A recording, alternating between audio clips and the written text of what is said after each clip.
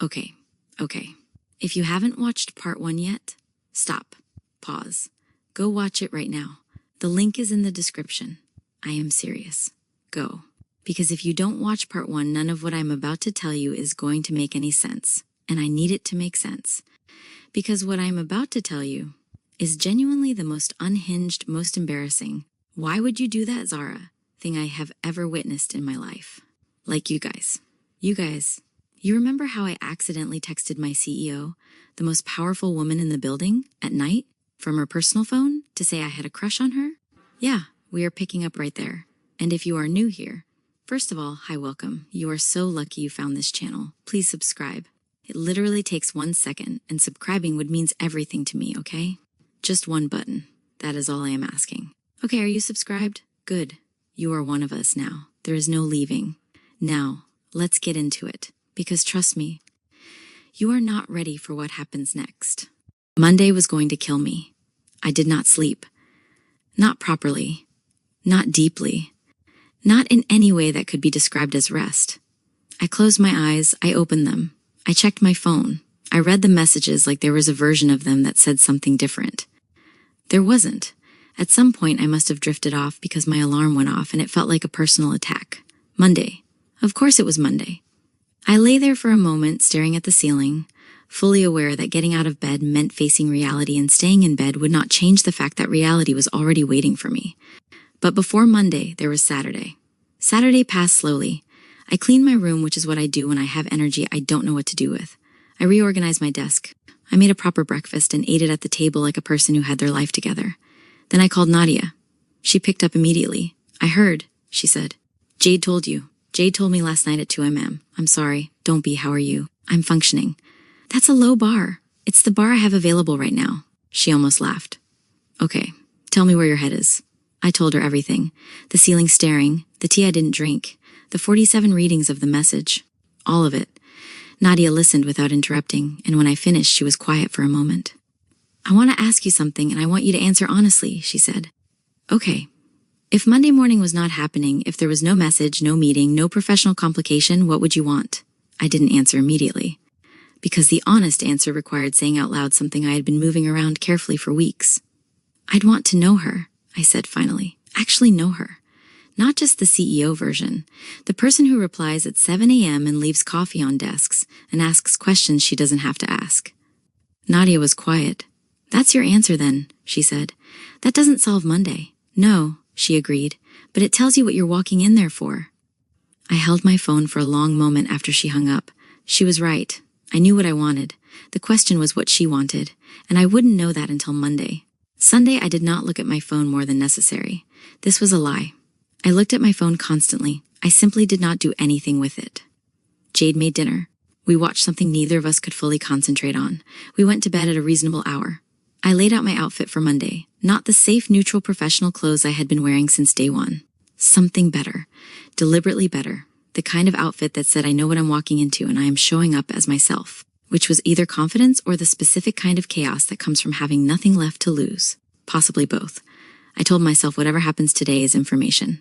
I closed my eyes, and somehow I slept. No, that's not helpful. I have died. You have not died. I am spiritually deceased. Get up. I can't go. You have to go. I cannot physically walk into that office. You absolutely can. I sent my CEO a message saying I have a crush on her.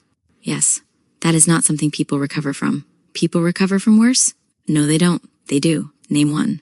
People who reply all to company emails. That is not the same. That is worse. That is not worse. That is definitely worse. I sat up slowly. This is targeted, I said. This is specifically about me and one specific person. That is unfortunately very true. I dropped my head into my hands. I'm not going. You're going. I'm not going. You're going. We stared at each other across the door frame. Fine, I said, but I'm not speaking. That is not how jobs work. That is how today works. Zara, that tone, the serious one. You cannot disappear every time something uncomfortable happens. I can try. You can try internally, she allowed. Thank you. Get dressed.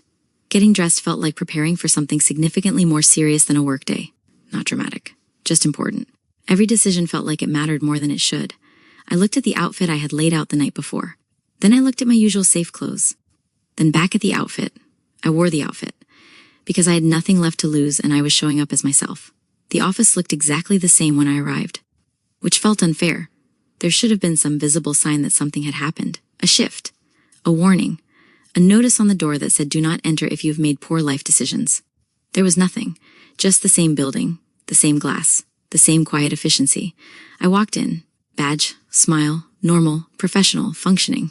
I made it to my desk, sat down, turned on my computer, opened my emails, read nothing, understood nothing, because my brain was waiting for one thing, one inevitable, unavoidable thing. Morning. I looked up. Diana, composed as always. Morning, I said. She studied me for half a second longer than usual. You look tired. I am tired. First weeks are hard, she said simply. She nodded like that explained everything. It did not explain anything, but I appreciated the assumption. Meeting moved to 10, she added. I know. She nodded and walked away. I looked back at my screen and pretended to work, very convincingly, for approximately 40 minutes. And then, Zara. I froze, completely, immediately, because I knew that voice. I looked up. Diana was standing at my desk again. Victoria would like to see you, she said. She's in her office. Her expression was neutral and professional, but there was something in her eyes. Not curiosity, not concern. Something closer to interest, like she was watching something unfold and had front row seats. I nodded, stood up slowly, because standing up felt like committing to something irreversible. This is fine, I said quietly. Diana tilted her head slightly. Is it? Yes. She didn't respond, which felt intentional. Walking to her office should not have felt like that. It was a hallway, a normal short hallway, and yet every step felt louder than it should and every second felt longer than it was. I reached the door, stopped, took a breath, knocked. Come in, her voice, calm, even, unchanged. I opened the door, stepped inside, closed it behind me, and just like that it was just us. No audience, no distractions, no escape. She was standing by her desk, jacket off, sleeves slightly rolled, looking exactly like she belonged here, like this space had been built around her. Sit, she said. I sat. Because of course I did. She walked around the desk slowly and deliberately and sat across from me, hands resting lightly on the table. Eyes on me. Not harsh, not soft, just focused. I folded my hands together because they needed somewhere to go, and because I needed to look like a person who was not currently reconsidering every decision she had ever made. Silence. Not long, just enough. I assume you know why you're here, she said. Yes. My voice was steady. That was something, she nodded once. Like that confirmed something. Good. Then nothing. No lecture. No visible frustration. No disappointment, which somehow made it worse because I had prepared for disappointment and disapproval and consequences. Not this. Not calm and controlled and measured. You sent a message, she said. Yes. Intended for someone else. Yes. Another nod. Like we were discussing something routine. Something that did not have the ability to ruin my entire professional existence. It happens, she said. I blinked. It does. It does. My brain tried to process that. Failed. Tried again. Failed again. Because that was not the reaction I had expected at all. I apologize, I said, because that felt necessary and appropriate and correct. She watched me for a second. Be more careful, she said. I will. I expect you to. I will. Another short controlled pause, and then something shifted. Not dramatically, not obviously, just slightly. Your work has been good, she said. I blinked again, because this was not the direction I had expected this conversation to go. Thank you, I said. You should speak in meetings, she continued. I almost laughed. Not because it was funny, because it was consistent. You had something to add last week, she said. Yes. You didn't. No. Why? I hesitated for just a moment. Then I gave her the same answer I had given before because it was still true. You make people nervous. She considered that briefly. Adjust, she said. Simple, direct, like everything else. I will. She nodded once. Like that was settled. Like that was enough. And then the moment passed. Just like that, conversation closed. Back to work, she said. I stood, turned, walked to the door, opened it, and just before I stepped out, I stopped, turned back. Yes. Her gaze held mine, steady, unmoving, and for a second, something that didn't belong in a professional conversation slipped through. Barely. Almost invisible. But there. Be careful who you send things to, she said, a pause, small and precise, and what you say. My heart did something very inconvenient. Yes, I said. Then I left. I walked back to my desk, sat down, opened my laptop, stared at the screen, because something about that conversation was not what it should have been. Not as bad. Not as harsh. Not as final. It was controlled and measured and contained like everything else about her. But underneath that, something else had been there. Just for a second, just enough to matter. Diana glanced at me from across the desk. Well, she asked. It was fine, I said. She watched me for a second longer, then nodded. Of course it was. I looked back at my screen, took a slow breath, and tried to settle into something normal again, because the disaster had not happened. I still had my job. I was still here. Everything was fine, which was confusing, because it didn't feel like the end of something. It felt like the beginning of something else. And I wasn't sure that was better, but I was paying attention, and so was she, and for now, that was enough. Something shifted after that conversation, not loudly, not in a way anyone could point at and name, but it shifted, and the worst part was, it wasn't just in my head. Something changed after Monday, not in a way anyone announced, not in a way you could point at and explain, but it changed. And the worst part was I noticed it immediately. The first sign was the meeting. It was small, almost nothing, which is how things like this always start, quiet enough that you can pretend you're imagining it. Zara, Victoria said. Just my name, nothing else. No build-up, no warning. The room didn't react, but I did, because she didn't usually do that, not like that. What do you think? She added. Simple. Direct, like it was normal. Like she had always asked me things in meetings. Like I hadn't spent the first week of my job actively avoiding speaking in front of her. Every eye in the room shifted. Not dramatically, just enough. Just aware. I felt it. Of course I felt it, but this time I didn't freeze. I didn't look down. I didn't pretend I had nothing to say. I took a breath. I think we're focusing on the wrong metric, I said. My voice was steady, which was new. Engagement isn't dropping because the content is bad. It's dropping because the audience doesn't know what to expect anymore. Silence. Not awkward, not tense, just listening. Victoria nodded slightly. Go on. So I did. I explained clearly. The way I would explain it if I was alone. The way I would explain it if I wasn't thinking about her watching me. And when I finished, there was that pause again. The one that always came before something mattered. Victoria leaned back slightly, considered. Then adjust the strategy, she said. Credit to the thinking that got us there. My brain paused, because that wasn't normal. Not the adjustment, not the decision. The credit, public, clear, intentional. I looked down at my notebook because looking at her felt like a mistake, because that meant something. And I didn't want to decide what yet. Temmie pressed her knee briefly against mine under the table. I took it as the compliment it was and kept my eyes on my notes. The second sign was the coffee. It was already on my desk when I got back from the meeting. Same place, same cup, same order, exactly the way I take it. I stared at it for a full 5 seconds.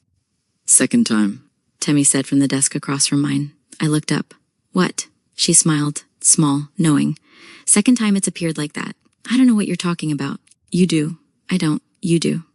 She shrugged, turned back to her screen, like she hadn't just said something that made everything slightly more complicated than it already was.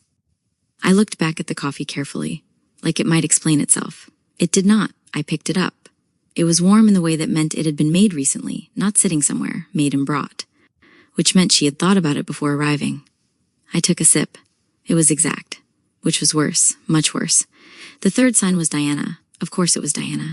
It was always going to be Diana. She found me in the kitchen because that is where things like this happen. Quiet, private, controlled. You're settling in quickly, she said. I turned. She was leaning against the counter, composed as always, watching me like she had already formed an opinion and was just waiting to confirm it. I'm doing my job, I said. More than that. I frowned slightly. What does that mean? She smiled. Small, careful. It means she's already decided something about it. Something about it, not you, not your work. It, like I was a situation. I held her gaze. What has she decided? Diana tilted her head, considering. Then I don't think you're the type she usually notices. That landed. Not harsh, not aggressive, just precise. And yet, she added lightly, and yet, I didn't respond because there were too many ways to respond to that. None of them helpful. Diana straightened, pushed off the counter. You should be careful, she said. I am being careful, I said. She looked at me. Direct. Unblinking. No, she said calmly. You're just hoping you don't have to be. And then she walked away. I stood in the kitchen for a moment with my tea and those words sitting somewhere in the back of my mind where I would examine them later. She's already decided something about it. The fourth sign was smaller, quieter, but somehow worse, because it didn't involve work or meetings or anything that made sense in a professional context. It happened in passing. Just a moment. I was heading back to my desk. She was walking the other way. We crossed paths. Close. Not touching, but close enough to notice. Her gaze moved over me. Brief. Unavoidable. "You're different today," she said. I stopped. Turned. "What?" She looked at me. Actually looked. Not like in meetings. Not like when she was evaluating. Just looking. "More certain," she said. That was unexpected. "I spoke in the meeting," I said. "Yes, that's different." "It is." A pause. Small. Then, "It suits you." And for a second, just a second, there was something there. Not quite a smile, but so close it almost counted. Something warmer than her usual controlled expression. Something that didn't belong to the CEO version of her. Something that felt like the person underneath. Then it was gone. Just like that. Replaced with the same controlled expression. The same distance. The same Victoria chase. She nodded once. Turned. Walked away. Like she hadn't just said something that would sit in my head for the rest of the day. Timmy appeared beside me in the corridor. She said nothing. She simply steered me gently back toward our desks with one hand on my arm and the expression of someone watching something unfold exactly as expected. When we sat down, she leaned over. "It suits you," she said quietly, in a voice that was trying very hard not to be delighted. "Don't," I said. "I'm not saying anything." "You're saying everything." "I'm saying nothing." She turned back to her screen. I put my head down on my desk for exactly 3 seconds. Then I sat up and opened my laptop and got back to work. By the time the day ended, I had a pattern. Not a clean one, not a safe one, but a pattern she was watching, not obviously, not constantly, but enough. Enough to matter. Enough to notice. And the worst part was, I was noticing too. I was paying attention. To the moments. To the tone. To the things she didn't say and the things she did. And somewhere in the middle of all of that, something shifted. Not just in the office. Not just in her. In me. Because this was no longer just something I was trying to survive. Or avoid. Or ignore. Now I was involved. And that was where things got dangerous. That evening I lay on my bed and thought about 6 weeks of small things. The reply at 7:12 a.m. The coffee twice now. The public credit in the meeting. The corridor comment about the data. The conference room question about why she had moved in-house. The Monday morning conversation that had been too measured to be purely professional. The almost smile. Individually, they were small. Together, they were a pattern. And I was good at patterns. That was literally my job. I picked up my phone, opened her contact, the yacht. No new messages. I thought about Diana's words. She's already decided something about it. I thought about Nadia's voice from that Saturday morning. So is she. I put my phone face down on my nightstand. I was not going to send anything. I was not going to do anything that moved faster than what was already moving. But I was done pretending I didn't see it. Done pretending the small things were nothing. Done pretending that a woman who did everything with precision and intention was leaving coffee on my desk and saying it suits you for no particular reason. I was paying attention, and so was she. And something was coming. I could feel it the way you feel a change in weather before it arrives, in the quality of the air, in the way everything had started feeling different without anything visibly shifting yet. Something was coming. I didn't know exactly what form it would take, but I was ready. Company events are built on a lie. The lie is that they are optional. The second lie is that they are enjoyable. I stood in my room at 6:12 p.m. staring at my bed where Jade had laid out what she clearly believed was my future. "I'm not wearing that," I said. "You are wearing that," Jade said. "That is the dress from the yacht. That is correct. That dress started a problem. That dress revealed a problem. That dress created chaos. That dress created opportunity. That dress is dangerous. That dress is effective. That dress is illegal in some countries. That dress is confidence." We stared at each other. "No," I said. "Yes." She said, "No. Yes. This is a work event. I need to look professional. You will look professional." "That is not professional. That is extremely professional." I crossed my arms. "I had an outfit. You had a safe outfit. Safe is appropriate. Safe is hiding. I am not hiding. You are. I am not." "You are." I exhaled slowly, because this was going exactly how it always went with Jade. Every time, without exception. "I'm not wearing the yacht dress," I said. "You don't have another option." "I do have another option." "Where is it?" "In my head." Jade smiled, slowly, like she had already won. "Exactly," she said. 40 minutes later, I was wearing the dress. Again, which felt like a mistake I was repeating on purpose. It fit the same. Looked the same. Felt different. Because this time I knew exactly what it did. I looked at myself in the mirror. There was no pretending this didn't work. It worked. Annoyingly, unfairly, completely. "I don't like this," I said. "You love this," Jade said. "I don't like that I love this. That's valid." I adjusted the strap, looked one more time, then looked away quickly because if I stared too long I would start thinking, and thinking would lead to her. And we were not doing that. The venue was worse than the yacht, because this time I couldn't leave. Not immediately. Not without being seen. not without it meaning something. Soft lights, low music, people who looked like they had never once rushed for anything in their lives. I stepped in carefully, like the floor might judge me. "Relax," Jade said beside me. "I am relaxed." "You look like you're about to report the event." "I am observing." "You are panicking." "I am not panicking. You are externally calm and internally screaming." "That is a strong assumption." "That is an accurate assumption." I didn't respond, because it was accurate. The first 10 minutes passed like survival, polite smiles, short conversations, names I did not retain. I stayed close to Jade because that felt like a strategy. And then because apparently the universe had decided that enough time had passed for things to get complicated, the energy in the room shifted. That specific shift. The one I recognized now without needing confirmation. I turned. Victoria Chase had just arrived, and I understood immediately why the room had rearranged itself. Dark burgundy dress, hair down and natural, full and effortless in a way I had never seen in the office. The watch, the posture, the presence that didn't announce itself because it had never needed to. She was talking to someone from the client side. She hadn't seen me yet, or if she had, she hadn't reacted. I looked back at my drink. I was a professional. I was here professionally. I was going to behave exactly like a professional person for the entirety of this evening. Then I felt it. The specific focused sensation of one particular person's attention landing on you from across a room and not immediately moving away. I turned my head slowly. She was looking at me. Not at the room, not at the client who was still talking. At me. And unlike every other time, unlike the office, unlike the meetings, unlike every moment where her expression had been controlled and managed and carefully professional, something was different. She looked at me the way people look at something they weren't expecting. The way people look when something catches them before they can decide how to react. 1 second of something unguarded. Then the control came back and settled over it like a door closing quietly. But I saw it, and something in my chest did something very inconvenient. She crossed the room. I didn't move, because moving felt like admitting I had been watching, which I had been, but I wasn't admitting that. "You came," she said when she reached me. "I work here," I said, which was not my strongest moment. Something shifted in her expression, almost a smile. Almost. "I noticed," she said. Her gaze moved briefly over the dress. The same dress, and this time she didn't pretend not to recognize it. "That's familiar," she added. My heart did something unhelpful. "It's the only thing I had," I said. "That's not true." "No? No, you chose it," I blinked. 'Cause she was right again, and I didn't like that. Jade appeared out of nowhere. Of course she did. "Hi," she said brightly. "I'm Jade." Victoria's gaze shifted, measured, evaluating. "Victoria," she said. "I know." Jade smiled. "This is my best friend. She's very talented, slightly dramatic, makes questionable decisions under pressure." She paused. "She once sent back champagne at a party." Victoria's attention snapped back to me, sharp, interested. "Did you?" she said. "I had an interview the next morning," I said. "That wasn't why," she said. And that line, that exact line, said the same way it had been said the first time, landed somewhere deep and stayed there. Jade looked between us slowly.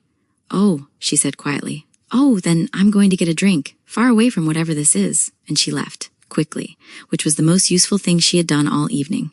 Silence settled between us, not awkward, not comfortable, just present. "You don't like events," she said. That stopped me. "How do you know that? You stay near exits." I blinked. "You don't make eye contact unless you have to." Also true. "You leave conversations early." Very true. "And you count time instead of enjoying it." I stared at her. "You've been watching me." She held my gaze. "Yes. Not defensive, not apologetic, just honest. And that was worse, because now I didn't know what to do with it." "You didn't answer my message," she said. My breath caught. "Of course we were here." "I didn't know how to respond," I said.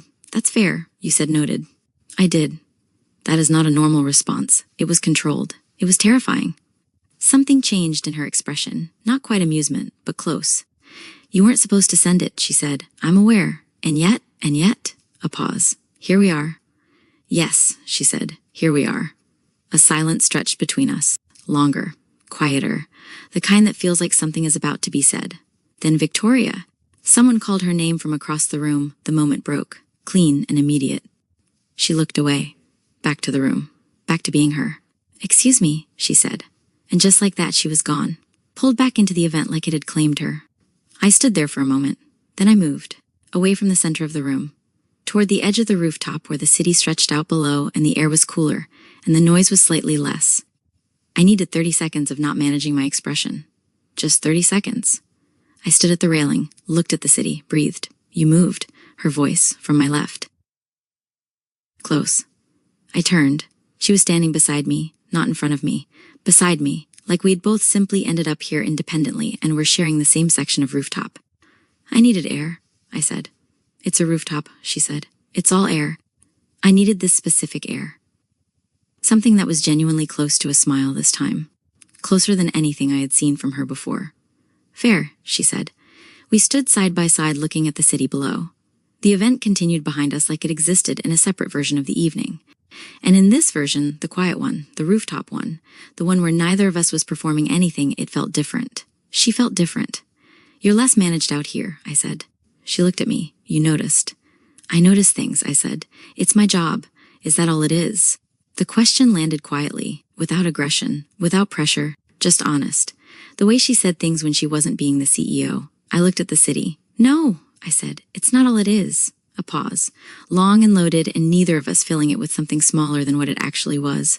The dress, she said finally. I looked at her. What about it? Her gaze moved briefly over me in the way it had across the room, except closer now. More deliberate. Less filtered. Better, she said quietly. One word, and the way she said it made it mean more than it should have. I looked back at the city. My drink was warm in my hand. The lights below were doing something beautiful that I was only partially paying attention to. You're different here too, I said. How? Less controlled. Everyone is less controlled outside the office. This is less than that, I said. She was quiet for a moment. Then this isn't work, she said simply. And that was the problem. Because if this wasn't work, then what was it? And what were we? And what was happening on this rooftop in this version of the evening where neither of us was pretending? The silence that followed was the longest one yet. Not uncomfortable. Something closer to honest. Then her phone buzzed. She looked at it briefly. I have to go back, she said. I know, I said. She didn't move immediately, just stood there for one more second, looking at the city, standing beside me, being slightly more real than either of us had planned for. Then she straightened, the professional distance returning like something she was picking back up. Good evening, Mitchell, she said. Good evening, I said. She walked back into the event. I watched her go. Then I turned back to the city and stood there and breathed. My phone buzzed. Jade, how is it going? I stared at the message for a moment. Then I typed back. Send help. 3 dots. Then, I knew it. Then details when you get home. Then also you're welcome for the dress. I put my phone in my bag. I straightened up. I went back into the event like a professional person who had everything under control. I did not have everything under control. I didn't want the night to end. And standing on that rooftop in the quiet version of the evening where things were slightly more honest than they should have been, I had a feeling she didn't either. But neither of us had said it out loud yet, and that, for now, was where we still were. Deadlines change the energy of a room, not gradually, not gently. 1 minute everything is normal, emails, conversations, people pretending they are not tired, and the next minute everyone is operating on urgency and the quiet understanding that no one is leaving until the work is done. By Thursday night, the office felt different. Sharper, quieter, focused in a way that made time feel faster and slower at the same time. Anyone who doesn't need to be here can go, someone said around 8. No one moved. Of course no one moved, because everyone needed to be there, or at least everyone believed they did. I sat at my desk, laptop open, 3 tabs deep into campaign analytics and one bad decision away from overthinking everything I had done that week. The Henderson rollout was tomorrow. Everything had to be right, which meant everything had to be checked, and rechecked, and then checked again just in case something had decided to go wrong quietly. Zara, Diana, still composed, still polished, still entirely too put together for someone who had also been here all day. You can go if you're done, she said. I'm not done. You are done. I'm refining. You've been refining for an hour. I'm improving. You're overthinking. I'm preventing mistakes. She studied me for a second. Then suit yourself, she said, and walked away, which was fair and also slightly annoying. Time passed, slowly, then quickly, then not at all. People started leaving one by one, chairs emptying, lights dimming slightly, voices fading, until the office quieted. Not completely, just enough. Enough that every small sound felt louder than it should. The click of a keyboard, the shift of a chair, the soft hum of something running in the background. I leaned back slightly, rolled my shoulders, closed one tab, opened another, focused, because that was easier, because work made sense, because work didn't. You're still here. I didn't look up immediately, because I knew that voice now. Knew it in a way that didn't require confirmation. Knew it in a way that made my brain pause before my body did. Yes, I said. Then I looked up. Victoria was standing a few feet away. Jacket gone. Sleeves rolled slightly. Less formal. Less distant. The version of her that existed when the day had been long and there was nobody left to perform for. You could have left, she said. So could you. I had a reason to stay. So do I. She tilted her head slightly, considering. Your part was done an hour ago. I wanted to check it again. You've checked it 3 times, 4. That's not necessary. That's how mistakes happen. A pause, short. Then you don't trust your work, she said. I blinked. That's not what I said. It's what you're doing. I leaned back in my chair slightly, crossed my arms. Or, I said, I take it seriously. She watched me, not interrupting, not correcting, just watching. And for a second it felt like the yacht again, not the setting, the attention, focused, unmoving. You can stay, she said finally. Thank you, but you don't need to. I know. Then why are you? I hesitated, because answering that honestly felt like stepping into something, and not answering felt worse. I like knowing it's right, I said. Her gaze didn't shift, didn't soften, but something about it changed, slightly. That's not a bad habit, she said. I didn't think it was. It becomes one if you don't stop. I'll stop. When? When I'm done. You're done. I didn't respond, because she wasn't wrong, and I didn't like that. She walked past my desk toward the glass wall overlooking the city, stopped there, looked out, and for a second it was quiet again. Not awkward. Not heavy. Just quiet. The kind of silence that doesn't feel empty. The kind that feels like something is being built inside it. I turned back to my screen, tried to focus, failed, because now I was aware of her being there, of the fact that everyone else had left, of the fact that this was not exactly normal. You don't talk much in meetings, she said. I exhaled slowly, because of course, we were here now. I've been told that, I said. You had something to say the first day. Yes, you didn't say it. No, why? I looked at my screen, then closed my laptop, because pretending to work through this conversation felt pointless. You're intimidating, I said. Direct, simple, true. She didn't react immediately, didn't deny it, didn't correct it, just took it in. I don't intend to be, she said. I don't think you do. Then why? I looked at her, actually looked. Because you don't hesitate, I said. You don't second guess yourself. You don't ask if something is right, you decide that it is. A pause. That makes people careful. Careful isn't a bad thing. It is if it stops them from speaking. Silence. Not uncomfortable. Just real. She turned slightly. Not fully. Just enough. You spoke today, she said. I did. Why? I thought about that. Actually thought because it mattered. I knew I was right, I said. And before. I knew I was right then too. Then what changed? I hesitated. Then you asked me directly. She held my gaze. And that matters. Yes. Why? Because it meant you expected an answer. Another pause. Longer, more intentional. I always expect an answer, she said. Not from everyone. Something moved in her expression. Not visible. Not obvious. But there. You're observant, she said. I have to be. Why? Because I don't walk into rooms like I belong there. She studied me carefully. And now, I looked at her, then away, then back again. I'm working on it, I said. Silence settled again. Different this time. Less distant, less guarded. The kind of silence that doesn't feel empty.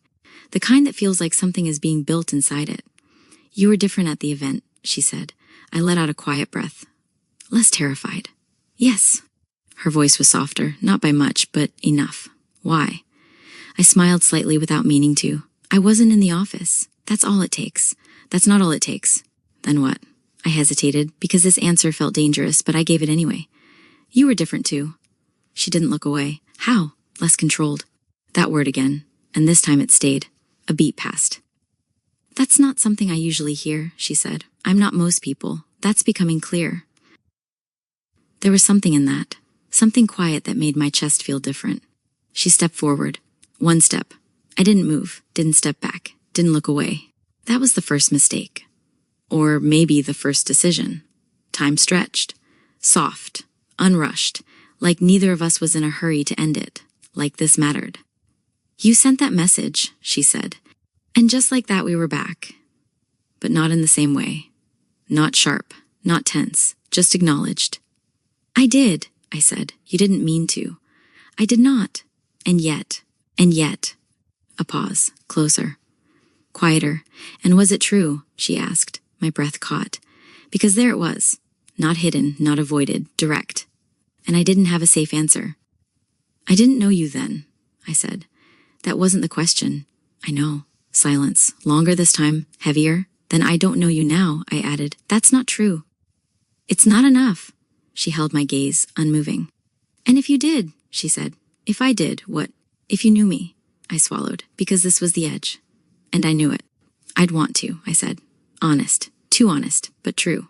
Something shifted between us. Small, but undeniable. She was closer now. Close enough that I could see the exact moment her expression softened. Just slightly, just enough. Zara, she said, my name. Lower, quieter, not work, not distance, just mine, yes. That was all I managed, because my brain had stopped helping. Her hand moved. Slow, deliberate, not rushed, not unsure, and then it stopped at my wrist, light, barely there, but enough. Enough that my entire body noticed. Enough that I didn't breathe properly. You don't look away, she said. I don't want to. That slipped out, unfiltered, too honest, too late to take back. Her thumb shifted slightly, just barely. A small movement. But it sent something through me that had nothing to do with logic. Nothing to do with work. Nothing to do with anything safe. You should, she said. But she didn't let go. That was the problem. She didn't let go. I stepped closer. I don't remember deciding to. I don't remember thinking about it. I just did.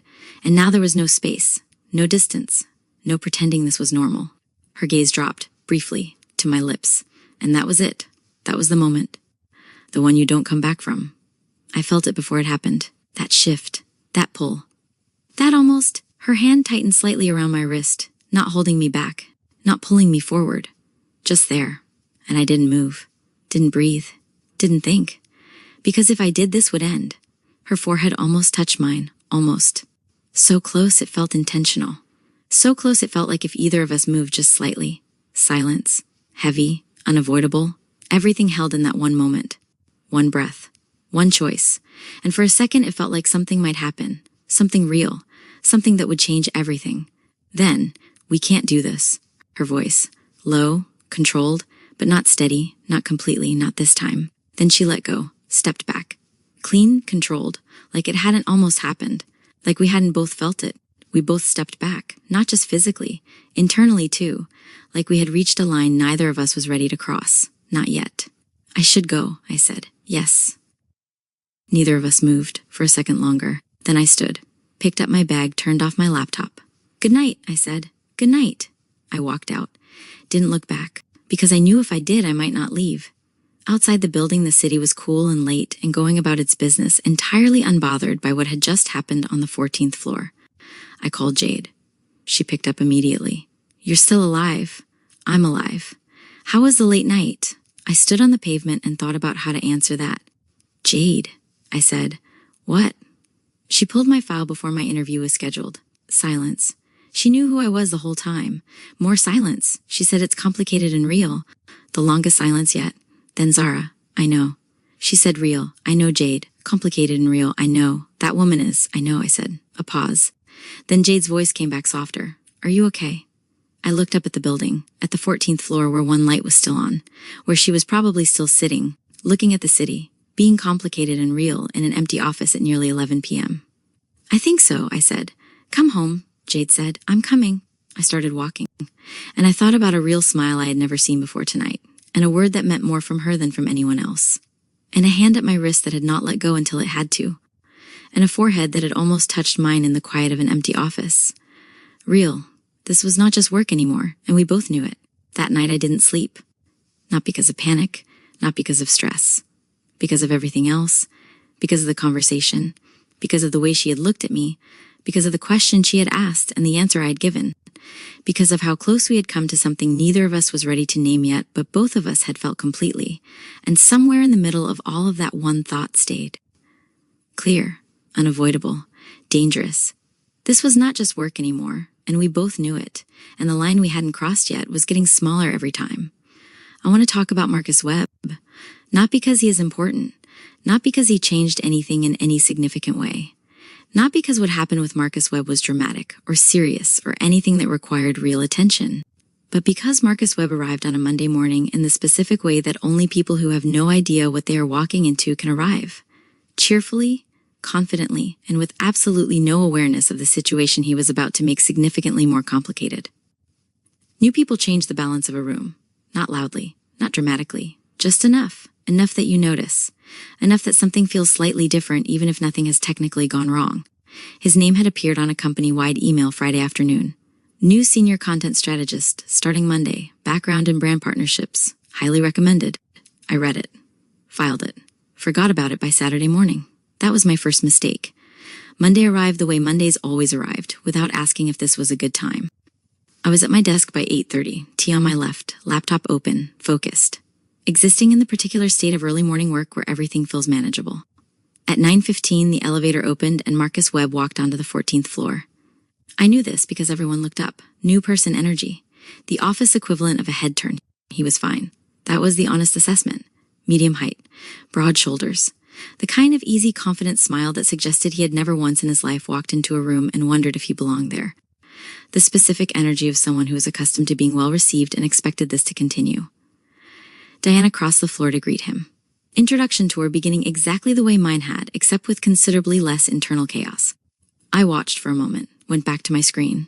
Not my concern. 10 minutes later, he was at my desk. Zara, right? I looked up, paused. Because that confidence. Yes, he smiled. Easy. Controlled. The kind of smile that knew exactly what it was doing. I'm Marcus, new strategist. Welcome, I said. Thanks. He didn't leave.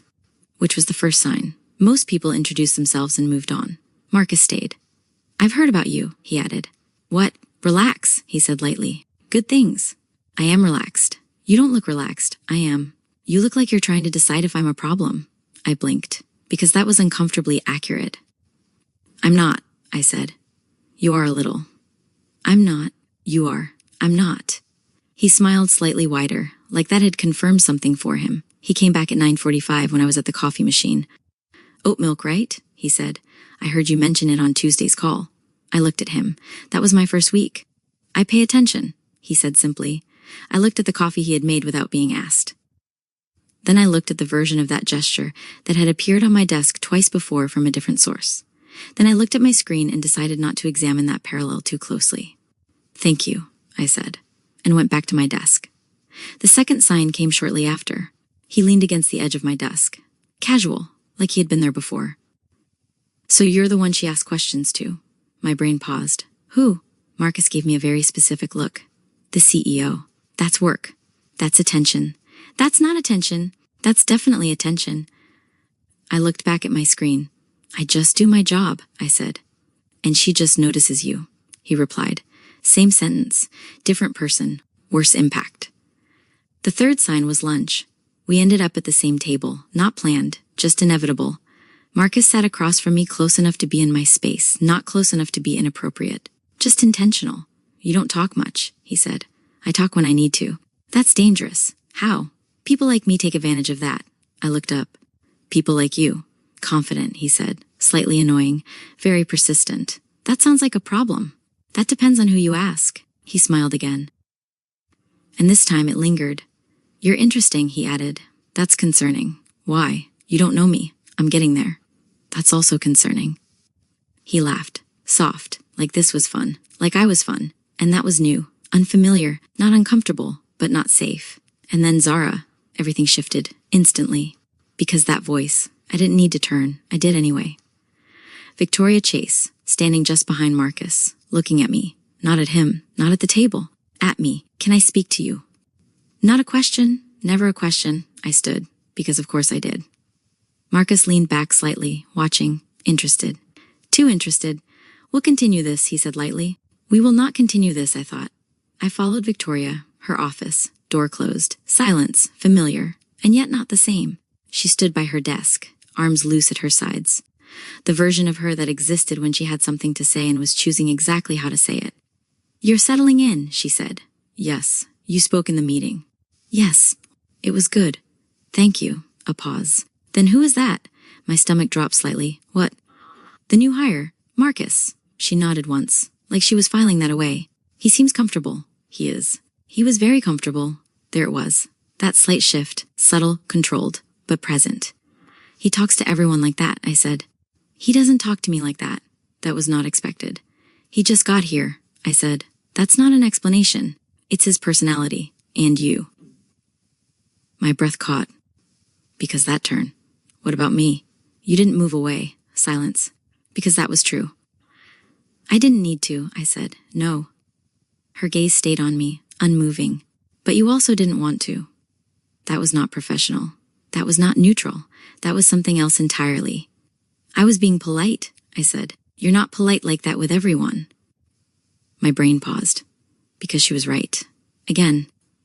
And I hated that. A beat passed. Longer, heavier. He shouldn't distract you, she said. There, clear, direct, sharp. I'm not distracted, I said. No, she said quietly. You're not. But the way she said it felt like she was convincing herself.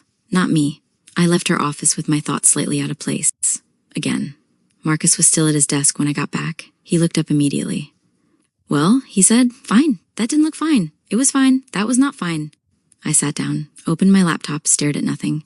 He leaned slightly forward, studied me carefully. Then she doesn't like me, he said casually. What? She didn't look at me once in that whole interaction, he said. Not when she walked up. Not when she called your name. Not when she walked away. That's normal. That is not normal. That's just... She likes you. Immediate. Certain. I stared at him. That is not what happened. That is exactly what happened. That is not what happened. That is exactly what happened. That is not. That is... I looked away. Because this conversation, again, different person, same conclusion. I don't think so, I said. Okay, he said, and that was worse. Because he didn't argue, didn't push, just accepted it, like someone who already knew and was being gracious about it. Temmie noticed. Of course Temmie noticed. She appeared at my desk after lunch with 2 coffees from the ground floor place and an expression that communicated several things simultaneously without using a single word.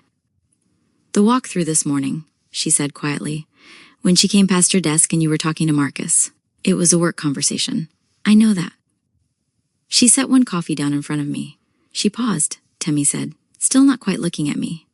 When she saw you and Marcus, just for a second, something happened in her face that was very brief, but it was there. I looked at my screen. I've worked here 2 years, Temmie said. I've never seen that before. I kept my eyes on the screen. Temmie, I'm not saying anything. You're saying everything. I'm saying nothing. She clicked something on her computer, just noting that she looked, and then she looked again, and the second look was different from the first one. I closed a tab, opened another, stared at it without reading anything.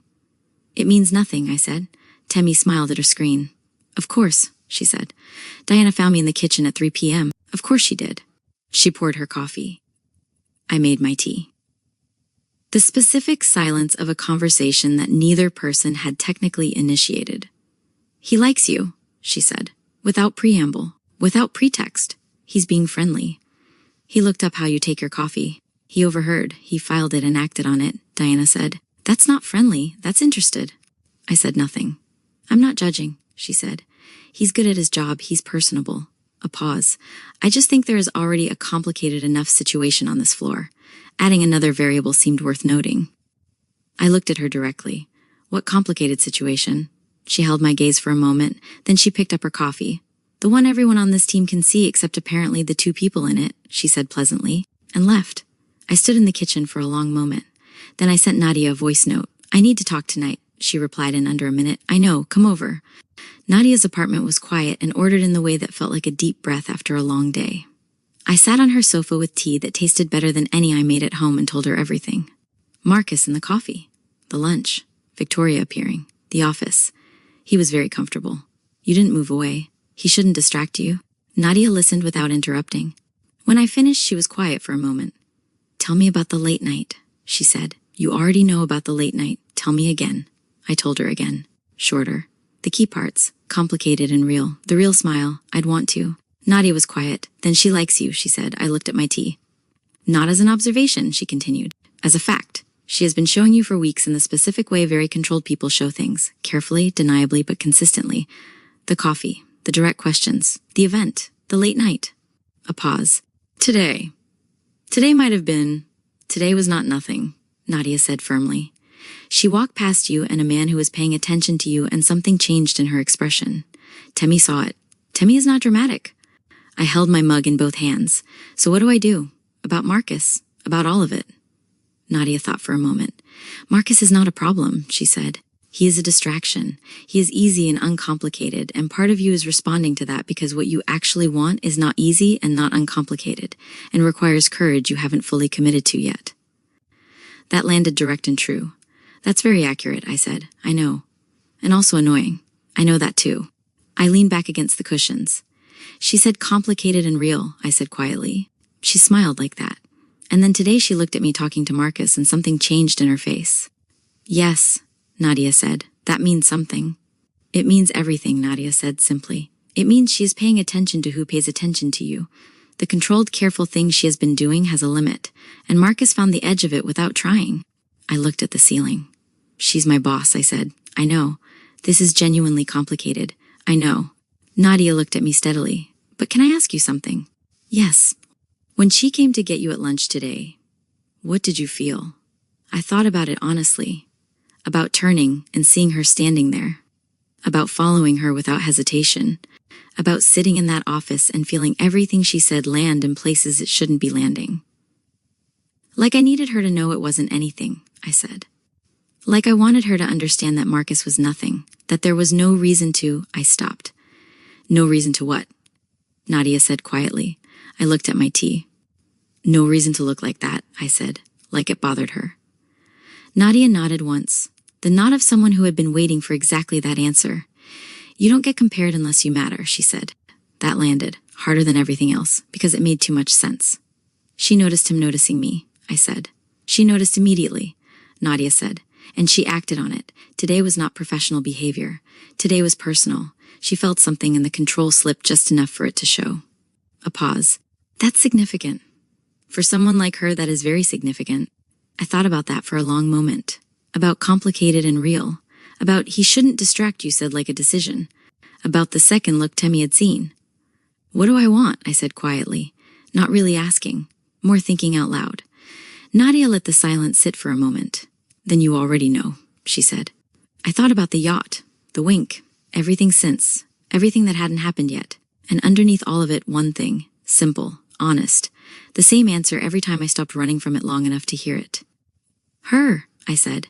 The word came out quiet, without hedging, without qualifying, just her. Nadia looked at me for a moment, then she picked up her tea. Then that's your answer, she said. The rest is logistics. Complicated logistics. Complicated logistics, she agreed. But logistics, not a reason. Thursday morning I arrived at 8:30. Marcus was at his desk. He smiled when I walked past. I smiled back. Professional, warm, clear. Temmie gave me a look from her desk that communicated several things simultaneously. I sat down and got to work. At 9, the elevator opened. The room shifted. She did the walkthrough. Same efficiency, same unhurried, deliberate movement. She reached our section. Her gaze moved across the desks. Marcus was looking at his screen. Her eyes found me. I looked up. Our gaze held for exactly the length of a professional acknowledgement. Then she moved past, toward the corner office. And as she passed, she said quietly, not breaking her pace, directed at me and nobody else. The third quarter overview you sent yesterday. My office at 10. Of course, I said. The corner office door closed. Temmie leaned over immediately. Was that a work meeting? She whispered. Yes, I said. Just work. Yes. Definitely just work. Temmie, I'm confirming. You're interrogating. I'm confirming, she said serenely, and went back to her screen. I looked at the time. 8:53. 7 minutes. I thought about Nadia's voice. The rest is logistics. I thought about complicated and real. I thought about what I wanted. Her. Simple, quiet, true. I opened the Q3 overview, reviewed every number in it, because I was going to be professional. I was going to be excellent at my job. And if the moment came where something more than the third quarter overview was on the table, I was done running from it. This was no longer subtle, and we both knew it. At 9:58, I picked up my notebook, stood up, walked toward the corner office, knocked on the door. Come in, she said. I went in. Whatever happened next, I was ready. There are moments when your life splits quietly, no sound, no warning, just a shift, a before, and an after, and you don't realize which one you're in until it's already too late to step back. Zara? I looked up. Diana. Of course it was Diana. It was always Diana when something was about to happen. She wants to see you, she said. No name, no explanation. She didn't need one, now? I asked. Diana tilted her head slightly. When she asks, it's usually now. Of course it was. I stood. because of course I did. And for a second, just a second, Diana didn't move. She just looked at me, carefully, like she was about to say something else, something she had decided not to say before. You know, she said slowly, it's interesting, that tone, measured, controlled, sharp in a way that didn't raise its voice. What is? I asked. She smiled, small, precise. She asked for your file. My brain paused. What? Before you were hired, Diana continued. She requested your application specifically. Silence. Not confusion, not disbelief, just stillness. Because that didn't make sense. She interviews everyone, I said. Yes. But she doesn't request everyone. I felt it then. That shift. That quiet, dangerous shift. She remembered you, Diana added. Not accusing, not kind, just truth, or something close to it. I don't think so, I said. Diana's smile didn't change. You don't have to think, she said. I've been here long enough to notice patterns. A pause. Then, you're new, she added lightly. But you're not random. That landed hard because it meant something. Something I hadn't considered. Something I hadn't wanted to consider. Diana stepped aside, clearing the path. She's waiting, she said. And just like that, it was over. Conversation closed. Door opened. Something set in motion. The walk to her office felt different this time. Not slower. Not faster. Just heavier. Because now, there was something else. Something I didn't have before. A question. One I wasn't sure I wanted answered. I reached the door. Knocked. Come in. Her voice. Same as always. Calm. Controlled. Unchanged. I opened the door. Stepped inside. Closed it behind me. And just like that, it was just us again. She was standing by the window, not behind her desk, not sitting, standing, looking out at the city like she had been there for a while. Like she had been thinking. You wanted to see me, I said. She turned, slowly. Looked at me, not rushed, not distracted, focused. Yes, a pause. Then, sit, I sat. Because of course I did. She didn't sit immediately. She walked around the desk, deliberate, unhurried. Then stopped. Not across from me, closer, not inappropriate, but closer than usual. You've been doing well, she said. That was not what I expected. Thank you, you've adjusted quickly. I'm trying. You're... A pause. Then, something shifted. Not in the room, in her. Subtle, but real. You've also been noticed, she said. My heart slowed slightly, because that word, noticed. By you, I said. It came out before I could adjust it, before I could soften it, before I could make it safer. She didn't react immediately, didn't correct me, didn't deny it. She just looked at me. Yes, she said, just yes, no explanation, no distance, no correction. And that changed everything. Silence settled. Different, not professional, not neutral, something else. You asked about Marcus, I said. Yes, why? She held my gaze, unmoving. Because, of course she did. I observed my team, she said. That's not what that was. A pause, longer. Then, no, she said quietly. It wasn't, there it was, clear, direct, no denial, no deflection.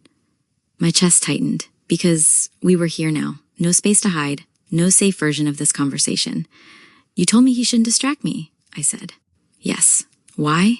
Another pause, longer this time, heavier. Because this mattered. You're valuable, she said. That's not the answer. It's part of it. I didn't ask for part of it. Her expression shifted. Not dramatically, just enough. You want a direct answer? Yes, she nodded once. Like that was a decision. Like she had just decided something internally. Something that couldn't be undone. I don't like people assuming familiarity with you, she said. My breath caught. Because that was not professional. That's not, I started. Professional, she finished. Yes, I'm aware. Silence. Because what do you do with that? What do you do when someone says something that crosses a line and acknowledges it at the same time? You don't get to decide that, I said. My voice was steady. That surprised me. You're right, she said. No argument, no pushback, just agreement. And that made it worse. A beat passed. Then another. And then, I remember everything stopped. Not slowed, not shifted. Stopped. Completely. What? Her gaze didn't move, didn't soften, didn't change. You said I should come get it myself. My heart dropped. Straight. Immediate. Because the yacht, that night, the champagne, the note, you remembered that, I said. Not a question, a realization. Yes. Silence. Loud. Unavoidable. From the interview, I said slowly. Yes, you knew. Yes, the word hit harder than anything else she had said. Because that meant everything. Everything I thought had happened. Everything I thought hadn't mattered. Everything I thought she hadn't noticed. She had. You didn't say anything, I said. No. Why? She didn't answer immediately. Didn't rush it. Didn't soften it. Just chose her words. Because I wanted to see who you were without it, she said. My chest tightened. Because that was not small. That's not fair, I said. No, she agreed. It's not no defense, no justification, just truth. And the job, I said. You asked for my file. Yes, you made sure I got it. A pause. Then I made sure you were considered. That's not the same thing, no. But it's not nothing either. No. Silence. Because that changed everything. Every interaction, every moment, every look, you knew who I was, I said. Yes. And you said nothing. Yes. This time she didn't hesitate because I was interested, my breath caught. Because there it was, not hidden, not softened, not disguised as something else. Clear, direct, dangerous. Interested in what, I asked. The room felt smaller, quieter, like everything else had stepped back to make space for that word. You don't even know me, I said. I know enough. That's not enough. It was enough to notice. That's not the same thing. No, she said. It isn't. A pause. Then, but it's where it started. Silence. Long, heavy, unavoidable. Because now, there was nothing left to hide behind. No misunderstanding. No assumptions. Just truth. I sent that message by mistake, I said. I know. That wasn't planned. I know. That wasn't false, she asked. My breath caught again. Because that question was not safe. Not answerable in a way that didn't mean something. I didn't know you, I said. That wasn't the question. I know. Silence. Then I don't know you now, I added. Her gaze didn't shift. Then learn, she said. Simple, direct, like everything else. But this time, it wasn't about work. It wasn't about meetings. It wasn't about strategy. It was something else. Something that had been building from the moment I stepped onto that yacht. From the moment I sent that note back. From the moment she chose to remember. And not say anything. I can't, I said. Why? Because you're my boss. Yes, and that matters, yes. And this, I gestured slightly between us. This is not simple. No? Another pause. Then, but it's not nothing either, that was the problem. Because she was right. Again, we stood there. In it. Not moving. Not stepping back. Just there. At the edge of something neither of us could ignore anymore. And for a second, just a second, it felt like the next thing that happened would change everything. And then I stepped back. Physically, this time, because someone had to. Because something had to. Victoria, I said. Her name, first time, out loud. Not ma'am. Not CEO, not distance. Her expression shifted. Slightly, but enough. We can't do this, I said. Not harsh. Not final. Just true. For now, she said. And that was worse. Because it wasn't a denial. It wasn't an ending. It was a delay. I left her office with my thoughts louder than they had ever been, clearer, sharper, more dangerous. Because now there was no question, no confusion, no pretending this was one-sided. She knew, I knew, and whatever this was, it had been real from the beginning. We just hadn't said it. Until now. The problem with clarity is that it removes your excuses. Before I had confusion, before I had uncertainty, before I had the luxury of pretending I didn't understand what was happening. Now I understood everything, and that made it worse. I did not go to work the next day ready. There is no version of ready for a situation where your CEO has looked you in the eye and said she was interested in you. There is only showing up, and pretending you are still a person who knows how to function normally. Are you okay? Jade asked as I stood in the kitchen holding a mug I had not actually taken a sip from. Yes. That was too fast. I am okay. That was rehearsed. I am functioning. That is not the same thing. That is close enough. Jade watched me carefully, like she was deciding whether to push or let me have whatever version of control I thought I had. Did something happen? She asked. I paused, because of course something had happened. Everything had happened. I had a conversation, I said, with her. Yes. Jade went very still, and I looked down at my mug, then back up. She remembers the yacht. Jade blinked. Once. Twice. Of course she does. She remembered me. She knew it was me at the interview, from the beginning. Jade's entire body shifted, like she had just been handed something she needed a second to process properly. She knew, she repeated. Yes. And she didn't say anything. No. Why? I exhaled slowly, because she was interested. Silence. Heavy. Complete. Jade stared at me. You're serious. I am. She said that. Yes. She actually said that. Yes. Another pause. Then oh. Just oh. Yeah, I said. Yeah, Jade repeated. She sat down slowly, like her legs had decided this required a different level of stability. And what did you say? She asked. I said we can't do this. Jade nodded. That's good. For now, I added. Jade looked up. Sharp. What? She said for now. Jade leaned back, exhaled. Long. That is not a good for now, she said. I know. That is a very dangerous for now. I know. That is a this is not over for now. I know. We sat there, quiet, because there wasn't a version of this that was simple anymore. Work felt different, again.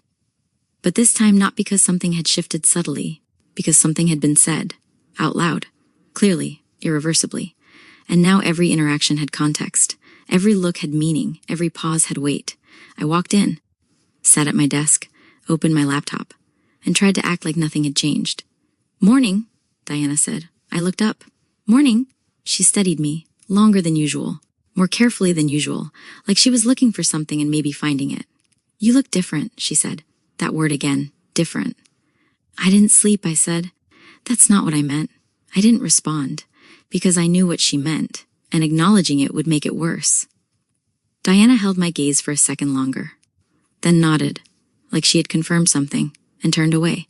The meeting started like every other meeting, except it wasn't, because now I was aware of her, of myself, of the space between us, of the fact that we both knew something no one else did. Zara. My name. Again, of course. What do you think? I looked up, met her gaze. And this time it didn't feel like pressure. It felt like something quieter, something that existed under everything else, something that had been there from the beginning and was no longer pretending not to be. I think we should simplify the rollout, I said. My voice steady, controlled, like I hadn't had my entire sense of balance rearranged the day before. She nodded, listened, and when I finished, do it, she said.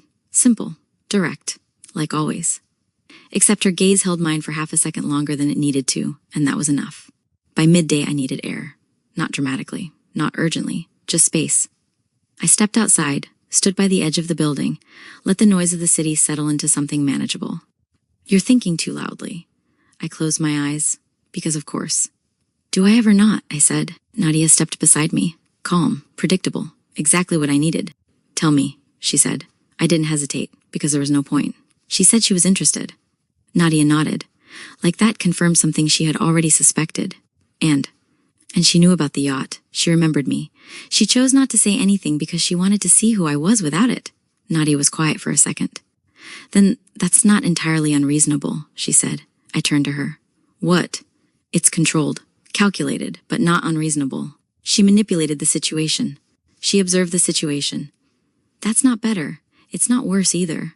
I stared at her, because that was not the reaction I expected. She's my boss, I said. Yes, that matters. Yes, that complicates everything.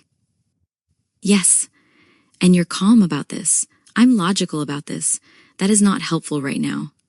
That is accurate right now, I exhaled, because of course she would see it like this. So what do? I asked. Nadia looked at me, direct, clear. Decide what you want. That's not simple. It is simple. It's not easy. No, she agreed. It's not easy. Silence. Then if she didn't work there, Nadia added, what would you want? I didn't answer immediately, because that question cut through everything, through the job, through the structure, through all the reasons and qualifications and careful language I had been using to keep the real answer at a manageable distance. down to something much simpler, much more honest. I don't know, I said. Nadia smiled slightly. You do, she said. That night I didn't avoid it. I didn't distract myself. I didn't pretend. I sat on my bed, looked at my phone, opened her contact. Victoria Chase, clean, professional, not enough. I stared at it for longer than necessary, because this was a choice, not dramatic, not loud, just a choice, between safe and honest, between what made sense and what I wanted. I exhaled slowly, because I already knew. I had known for a while. I just hadn't said it out loud, not even to myself. And now I did. The next morning I arrived at 8, earlier than usual, the floor quiet. The particular quality of early morning that belonged to people who had somewhere to be and knew it. I sat at my desk, opened my laptop, did 20 minutes of actual work because I was a professional and the work existed regardless of everything else. At 8:30 I stood up. Temmie looked at me immediately. You okay? Fine, I said. You look like you're about to do something. I'm going to get coffee. That is not a coffee face. It is a coffee face. That is a decision face. Temmie. I'm just noting. Thank you, Temmie, I said, and walked toward the corner office. I knocked once. Didn't wait as long as I usually did, because this time I wasn't being called. I was choosing. There was a difference. I had decided it mattered. She looked up, slightly surprised. Just for a second, then controlled again. Zara. Victoria, her name. On purpose. Without distance. I need to say something, I said. She didn't interrupt. Didn't rush me. Just waited. Because she was a person who understood that sometimes the most important thing you could do was give someone the space to say what they came to say. I understand the situation, I said. And I understand why this is complicated. And I understand that we can't ignore that. A pause. I understand all of it. Good. But I also understand something else. Her gaze didn't move. What? I held it. Didn't look away. Didn't soften it. Didn't step back. I don't want to pretend this isn't happening, I said. I'm done stepping back. I'm done being careful about this in a way that just means I'm running from it. Silence. Heavy. Immediate. Real. And what does that mean? She asked. It means I'm not going to act like this is nothing. I held her gaze. You said I should come to you. Something moved in her expression. The yacht. The note. The message she had sent that I had sent back with instructions. Come get it yourself. And she had. Always. I am, I said. Her expression didn't change. But something in her eyes shifted. And the job, she said. It matters. Yes. It's not optional, I know. And this matters too. A pause. We do this properly, I said. Or we don't do it at all. The word settled between us. Clear. Defined. A line drawn not as an ultimatum, but as a statement of exactly where I stood and what I believed this was worth. She studied me. Carefully. Longer than she had before. Like she was measuring something. Weighing it. Deciding. The particular stillness of someone who had already done most of the thinking and was arriving at the conclusion. And then she nodded. Once. Properly, she said. Simple. Final. Certain. The same weight she gave everything she meant. That should have been the end of it. A decision. A line. Something clean. Professional. Controlled. But it wasn't. Because neither of us moved. Not immediately. Not like we usually would. Not like this was just another conversation that had reached its conclusion. I was still standing there. Close. Closer than I had been before. Closer than I should have been. And this time she didn't step back. Something that was definitely a smile. Small and real and completely unguarded. The one that changed her whole face. Go back to work, Mitchell, she said. But her voice was softer than any version of that sentence had ever been. I will, I said. But I didn't move. That was the problem. Neither of us moved. Her gaze held mine. Not briefly. Not professionally. Not in a way that could be explained away. Just there. And then something shifted. Not dramatic. Not sudden. Just a decision. She stepped closer. Small. Intentional. Enough. My breath caught. Because this felt different. Not like the almosts. Not like the moments we had stepped back from. This felt like we weren't going to. Zara, she said. My name. Quiet. Not a warning this time. Not a question. Just mine. I didn't answer. I didn't need to. Her hand lifted. Slow. Careful. And rested lightly against my cheek. Not possessive. Not rushed. Just there. And for a second we stayed like that. Close. Breathing the same air. Not speaking. Not thinking. Just feeling it. You said properly, she said softly. I did. Then we do this properly. Yes. A pause. Small, but full. And then she leaned in. It wasn't rushed. It wasn't desperate. It wasn't something we lost control over. It was chosen. Her lips met mine. Soft. Careful. Like she was giving me time to pull away. Like she would stop if I did. I didn't. And something in her shifted. Just slightly. Just enough. The kiss deepened. Not dramatically, not intensely, just warmer, more certain. Her hand stayed against my cheek, steady, grounding. Like this, like me, mattered, and for the first time there was no hesitation, no almost, no stopping, no stepping back, just us. When she pulled away, it wasn't far, not completely, still close, still there, still connected. Neither of us spoke, because we didn't need to, because whatever this was had just become real in a way it hadn't been before. I let out a breath I didn't realize I'd been holding. A small laugh followed it, soft, unplanned. That was... I started. She watched me. Waiting. Proper, I finished. And for the first time, Victoria Chase smiled. Not the controlled version, not the almost smile, a real one. The full, unguarded real one that started at the corner of her mouth and changed her entire face. Go back to work, Mitchell, she said again. But this time it didn't sound like a command.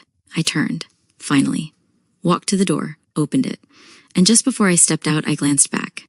She was still watching me, and now there was no distance left to pretend. The door closed. The office was quiet. Victoria Chase sat very still for approximately 10 seconds. Then she exhaled slowly and smiled again. All by herself, nobody watching. The same real one, still there, still unguarded, still completely hers, because of a choice, because of a girl who had sat in a corner at a yacht party and sent back champagne and told her to come get it herself, because of everything that had happened since.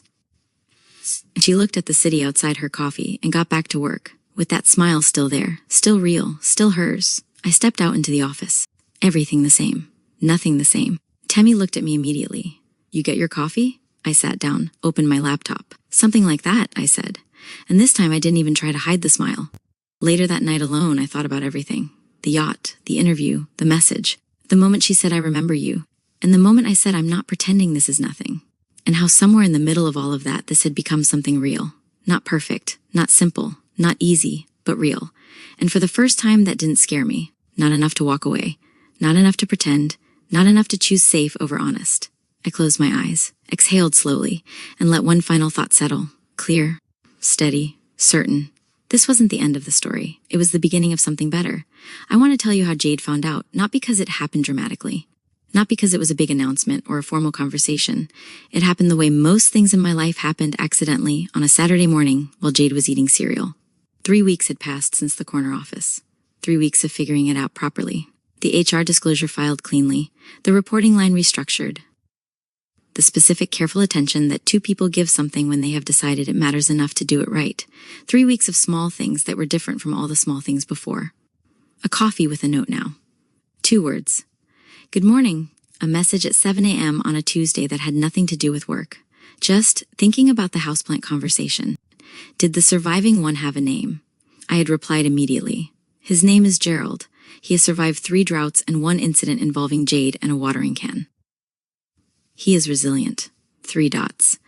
Then Gerald sounds like someone who knows what he wants. I had put my phone down and looked at the ceiling for 45 seconds before getting up and making breakfast. 3 weeks of something quiet and real and still becoming whatever it was going to become. I had not told Jade. Until Saturday morning. She was on the sofa with cereal and her phone. I sat down beside her, opened my phone. There was a message. The yacht, sent 8 minutes ago. Something happened to my face before I could decide whether it should. Something involuntary and entirely visible. A smile. Small. Real. The kind that arrives before you invite it. Jade looked up from her phone, looked at my face, looked at my phone. Put her cereal bowl down very slowly and very carefully. Zara, she said. What? I said. Still looking at my phone, still not managing my expression. Who texted you? Nobody. That is not a nobody face. It's a message. That is not just a message face. I put my phone down, face up, which was a mistake. Switched a message's eyes went immediately to the contact name sitting there. The yacht. Her cereal spoon stopped moving. Her eyes went from the screen to my face, then back to the screen. The yacht, she said. That is her. It's just a name. Zara. What? That is Victoria Chase. Technically. She just texted you. Yes. And you smiled like that. I wasn't. What does it say? That's private. Zara Mitchell, what does that message say? I picked up my phone. Turned it toward her. She read it. Her expression went through approximately 7 stages in 4 seconds. Then she put her hand over her mouth. Then took it off. Then looked at me.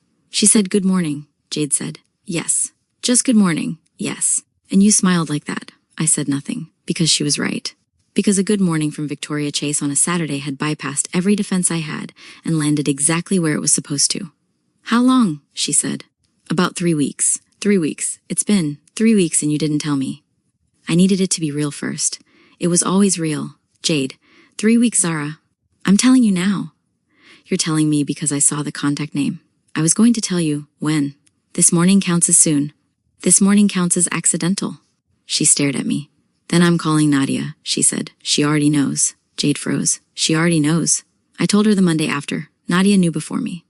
I needed the logical response first. I am very logical. You're currently. I am extremely logical. "Jade, you screamed 3 times in the last 4 minutes." I was expressing urgency. She looked at me for a long moment. Then in a much smaller voice, "Are you happy?" she said. I thought about Gerald sounds like someone who knows what he wants. About inevitable and worth it. About the real smile that changed her whole face. "Yes," I said, without hedging, without qualifying. Just yes. Jade nodded, slowly. The nod of someone who had been right about something for a long time and was satisfied. "Okay," she said. "I'm still calling Nadia." Nadia picked up on the second ring. "I heard," she said. "How did you hear?" Jade said. "Zara texted me." Jade looked at me. "You texted her while sitting next to me. I needed her to know before you called." "That is sabotage. That is preparation." "Jade," Nadia said calmly. "Are you happy for her?" Silence. Jade looked at me, at the smile I had apparently been wearing since I sat down. "Yes," she said, much more quietly. "Obviously, yes." "Then that's what matters," Nadia said. "I still knew from the yacht," Jade said. "You did," Nadia agreed. "Before anyone." "Technically before Zara herself," Nadia said. Jade pointed at the phone. "Exactly. Thank you. Some stories don't end loudly. No dramatic music. No perfect timing. No moment where everything suddenly makes sense all at once. They end quietly, with a decision, with a look, with something small that changes everything. 2 weeks after that Saturday, things were different. Not obvious, not public, not something anyone could point at and name, but different. And the strange part was it worked. We didn't blur lines at work. Meetings were still meetings. Decisions were still decisions. Zara. What do you think? Work stayed work? Clean? Structured? Professional. And yet there was something underneath it now. Something quieter. Something that didn't need to be said out loud because it was already understood. "You're smiling at your screen." I didn't look up. "I am not smiling." "You are smiling." "I'm not smiling." "You are smiling like someone who has a secret." "I do not have a secret." "You have a very obvious secret." I glanced up. Diana, of course, watching me carefully. But this time there was something different in her expression. Not sharp, not edged, just knowing. "It's just work," I said. "It's never just work," she replied. I held her gaze for a second. "Then I know," I said. "That was enough." She nodded once, like that answered something for her, and for the first time she didn't push. "You didn't tell me everything," Jade said that evening standing in my doorway. "I told you everything. You told me the professional version." "There is no professional version. There is absolutely a professional version." "Did you kiss her?" I choked. "No." "Did you almost kiss her?" "No." Jade narrowed her eyes. That hesitation was suspicious. That was not a hesitation. That was absolutely a hesitation. I turned away. "We're doing this properly," I said. "That is not what I asked. That is the answer." Jade stared at me, long, dramatic. "Then you're in love with her?" she said. I froze, because that word, that was too much, too soon. No, I said, immediately, too quickly. Jade smiled, slow, dangerous. "Okay," she said, which meant she did not believe me at all. The email came on Friday, short, simple, from Victoria. "Saturday, 7 p.m., be ready." I stared at it, because that was familiar. Too familiar. Jade leaned over my shoulder. "Read it," paused. Then, "Oh my God," she said. "What?" "She's taking you back." "Back where?" Jade looked at me like I was missing something obvious. "The yacht," she said. "Saturday came faster than I expected." Of course it did. Things always do when you're not ready for them. I stood in my room, looking at the same dress, again. Because of course it was the same dress. "Full circle," Jade said softly, not shouting, just knowing, for once, "I'm not wearing it again. You're absolutely wearing it again." I looked at the dress, then at myself. Then at the version of me that had stood in this same spot the first time. The girl who sat in a corner, who sent back champagne, who thought that was the boldest thing she would ever do. I picked up the dress. No argument, no negotiation, just picked it up, because I was not that girl anymore. The yacht looked the same. Of course it did. Lights, music, people, everything exactly where it had been, and yet everything felt different, because I was different. I stepped on, not hesitant, not lost, just aware. And then I saw her, Victoria Chase, standing exactly where she had been the first night. Like she had planned this. Like she had chosen this. Like this mattered. "You came," she said. Same words, different meaning. "I said you should come get it yourself," I replied. Her expression shifted. That almost smile. "You did." A pause, soft, familiar. "And now you did," I added. She stepped closer, not rushed, not hesitant, just certain. "I do what I decide to do," she said. "I've noticed," I said. Silence settled, but not the same silence as before. Not uncertain, not unfinished. This was complete. A waiter passed, carrying champagne. "Of course." Victoria reached out, took 2 glasses, held one toward me. I looked at it, then at her. Then I took it. This time I didn't send it back. That should have been the moment. The full circle, the quiet ending. But it wasn't, because she didn't move away, and neither did I. The city stretched behind us, lights flickering across the water, music somewhere distant, people laughing, living, unaware. And right there in the middle of all of that, everything narrowed down to just us. "You're not running," she said. "No." "You're not hiding." "No, you're different." I held her gaze. I chose to be. Something in her expression shifted, not controlled, not measured, not the version of Victoria Chase the rest of the world knew. Something softer. She stepped closer. Slow, deliberate, the way she did everything, my breath caught. Not because I didn't expect it, because I did. Her hand lifted, and this time it didn't stop halfway. It came to rest against my face, warm, steady, familiar. The same gesture, the one from before, the one that had almost, except this time she didn't stop, and I didn't step back. Her thumb brushed lightly against my cheek, just once, just enough to ground me, or maybe undo me completely. "Zara," she said, my name, soft, like it belonged there. Yes, that was all I managed, because everything else felt unnecessary. She leaned in, not fast, not hesitant, certain, and when her lips met mine, it wasn't a question. It was warm, soft, intentional. Not overwhelming, not rushed, just right. For a second, just a second, it stayed like that, like she was still giving me time, still making sure. I leaned in, just slightly, and that was enough. Something in her shifted. The kiss deepened, not dramatically, not losing control, just closer, warmer, real. Her hand stayed at my face, steady, like she wasn't going anywhere, like she wasn't letting me go. And for the first time, there was no almost, no stopping, no pulling back at the last second. No, we can't do this, just this. The city moved. The music continued. The night carried on. And somewhere behind me, Jade made a sound, loud, unfiltered. Definitely not appropriate for a public venue. Neither of us moved. When she finally pulled back, it wasn't far. Her forehead rested lightly against mine. Close, still, connected. "I should have done that sooner," she said quietly. I smiled, soft. "Real. You like doing things properly," I said, that almost smile, the one that had started everything. "Some things," she said, a pause, "are worth waiting for," and that was it. Not just the kiss, not just the moment, the confirmation, that this had been worth every complicated thing it had cost. Every almost, every for now, every moment of careful, deliberate patience. I exhaled slowly, because something in me finally settled. She stepped back, just slightly, not distance, just enough, and the world came back. But it wasn't the same, because I wasn't the same, because we weren't the same. Jade appeared beside me seconds later. "I knew it," she whispered, shouted. I didn't turn, because I was still looking at her, still in it. Later we stood outside on the pavement, the city cool and late and entirely unbothered. "Good evening, Mitchell," she said. Same words, every time. From the first professional morning to every goodbye since, but different now, carrying the weight of everything that had been built between the first time and this one. "Good evening," I said. She looked at me for a moment, something steady and warm and present. "Text me when you get home," she said. "I will," I said. She walked away. I watched her go. Then I turned and started walking. My phone buzzed before I had made it to the end of the street. The yacht. One word, good. I stopped, looked at it. At that one word she used for everything she meant and nothing she didn't. For my ideas, my work, my choices. For the fact that I had walked onto a yacht tonight in the same dress and taken the champagne this time and not stepped back from anything. Good, I typed back. Good. And stood there for a moment on the pavement with the city around me and a smile I was not going to successfully manage for the foreseeable future. Then I kept walking. Home. Forward. Into something that was not perfect or simple or easy, but was real and chosen and exactly worth every complicated thing it had cost. Into something that had been building since a yacht party and a sent-back glass of champagne and a wink that should not have happened and did and changed everything. Because this was never about the yacht or the message or the accident. It was about the choice. Between the girl who avoided everything and the woman who chose something complicated on purpose, the story didn't end. it changed. And for the first time, I didn't feel like someone who had wandered into something unexpected.